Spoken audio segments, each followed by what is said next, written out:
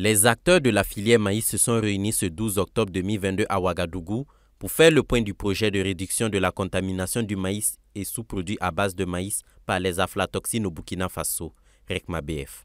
Ce projet vise à sensibiliser et outiller les acteurs de cette filière sur les dangers de cette substance. Un bilan assez satisfaisant au regard de l'application des bonnes pratiques enseignées. Les dangers que représente l'aflatoxine sont très variés. Il y a eu des années où notre maïs a été rejeté, tout simplement parce qu'après contrôle, ils ont constaté que le niveau de contamination était très élevé et c'était vraiment impropre à la consommation. Cette rencontre a également permis de communiquer sur les actions phares et résultats obtenus par le projet.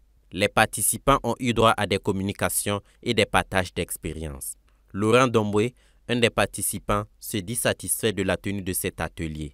Il invite cependant les premiers responsables du projet à pérenniser l'initiative. Je suis satisfait de ce bilan parce que tout ce qui est ressorti, ça a été vraiment le concret sur le terrain.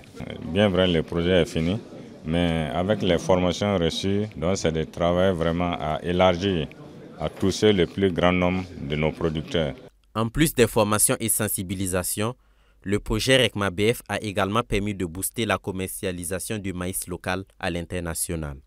Une quarantaine d'animateurs encadreurs et une trentaine de techniciens de laboratoire ont aussi bénéficié de formations pour partager leur expérience dans la lutte contre l'aflatoxine. Pour le secrétaire permanent de la Confédération paysanne du Faso, ce projet a permis de changer certaines habitudes dans la chaîne de production du maïs. Beaucoup de nos producteurs ont été formés et beaucoup de nos producteurs mettent en œuvre ces bonnes pratiques-là pour avoir du maïs de qualité afin de les mettre à la disposition des différentes parties prenantes. Le projet RECMA-BF, lancé en 2019 et soutenu par l'Organisation mondiale du commerce OMC, a permis au Burkina Faso d'améliorer sa sécurité sanitaire et d'accroître l'exportation du maïs grâce à l'utilisation et à la promotion des bonnes pratiques agricoles.